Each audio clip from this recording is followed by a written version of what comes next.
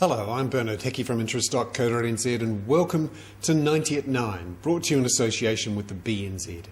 This is your morning briefing where you get everything you need to know in 90 seconds at 9 o'clock, starting now with news from the United States, where Federal Reserve Chairman Bernanke has been testifying before Congress on the state of the economy and where interest rates might go.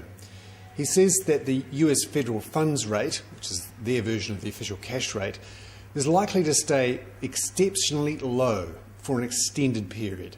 Now, this hasn't changed from previous language, and he has talked about tightening at some point, but the reassurance about very low interest rates helped please stock markets.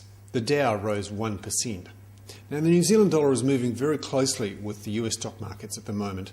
People look closely at how much appetite there is for risk. We're seen as a risky currency, and people are feeling good about the stock market, they're feeling good about risk, and they push the New Zealand dollar up. And it did rise slightly against the US dollar from 68.8 cents just before the speech to 69.3 cents early this morning.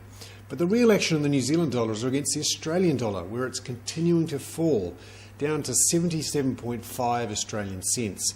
Just a few months ago, it was well over 80. Now, this is near a 10-year low, and it's all about Australia's economy growing much faster than ours. Meanwhile, in China, there's news that they've asked banks to tighten their lending to local government. And in Hong Kong, they've placed a higher tax on luxury homes to try and cool their market there.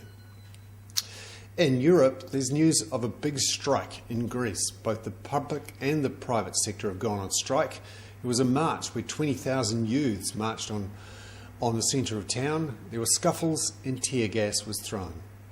I'm Hickey. That was 90 at 9, brought to you in association with the BNZ.